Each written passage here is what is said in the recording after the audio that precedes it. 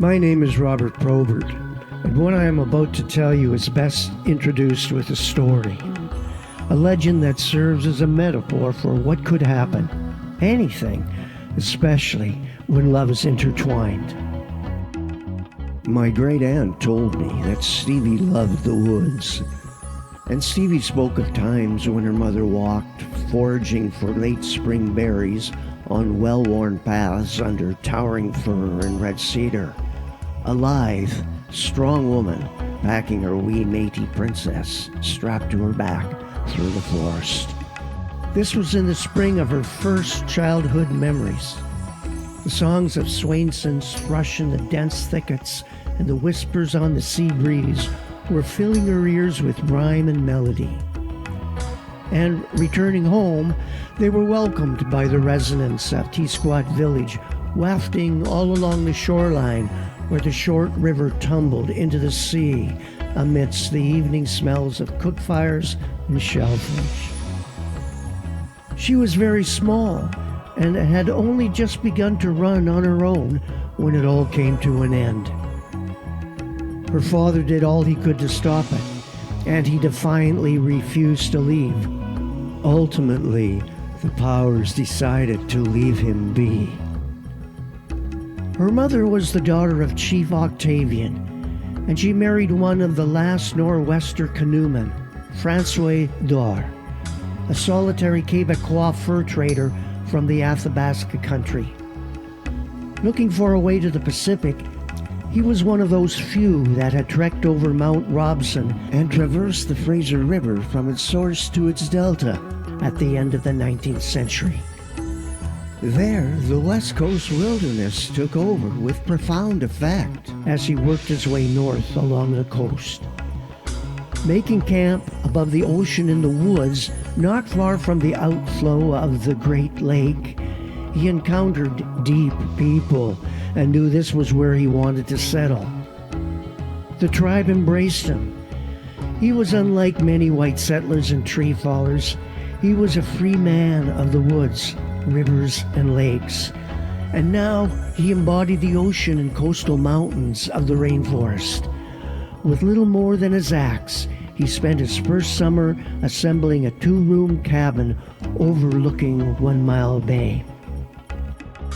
Elsewhere, from the Baltic shores, the Adors had journeyed weeks on a tramp steamer from the old country. They and other crofters had been burned out of their homes and pushed off the land as a result of the aristocrats' decrees. Forced to flee, they had nothing more than the clothes on their back and their paltry life savings sewn into the hems of the mother's skirts. Working passage across the Atlantic, they landed in Montreal. With Western land grants being offered to homesteaders, they chose to strike out on their own, and the three Adors embarked on the recently completed National Railway. Through a series of lucky strokes, they found themselves in the newly named company town of Powell River, where the boy Steve's father found employment with many other immigrants, laboring to build a great dam at the mouth of the glacier and fjord-formed reservoir that was our Great Lake. One day, I asked Stevie to tell me more, and speaking in low tones, she replied, "In 1909, after all my people were gone from our vacated winter dwellings, the unthinkable happened. It was during the following spring and summer that T-Squat was raised by hundreds of strange and foreign men engaged in building a paper mill on that very same spot where we once had lived. As well, a hydroelectric plant and dam were constructed at the mouth of the lake.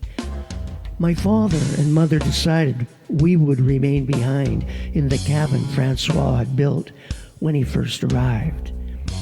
It was within walking distance to where all the noise and construction was taking place.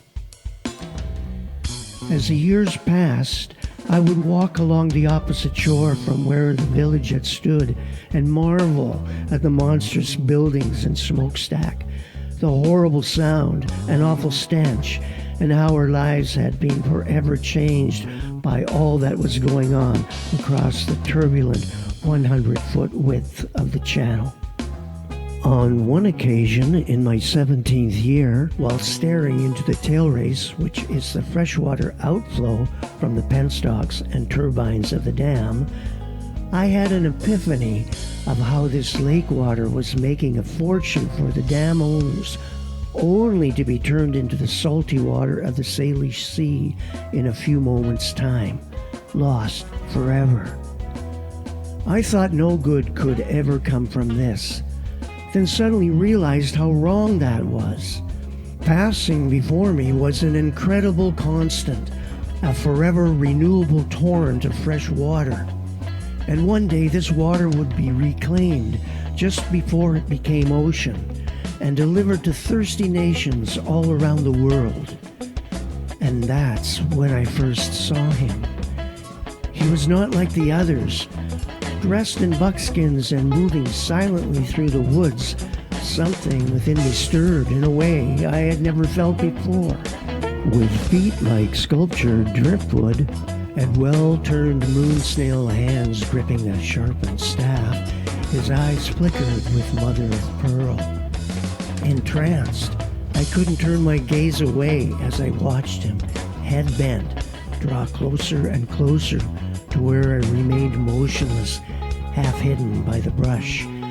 I could see he was intent on the trail, as if he was tracking a wild animal.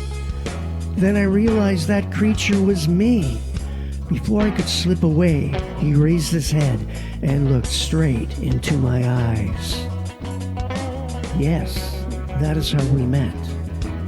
Imagine our mutual surprise when he asked me my name and told me his. Stevie Dorr and Steve Adore. It was like we had already carved our names into one of the trunks of the big red oaks or arbutus towering near the water's edge. I could feel within me an eternity of surging tail race mingling with the waters of my people, how our lives and fortunes were being magically transformed and woven together by the circumstances and forces of nature. And this has been the source of my recurring vision for the future of our Great Lake, a freshwater reservoir of 7 cubic miles and the people of destiny that govern it, poised to shape the history of all of us.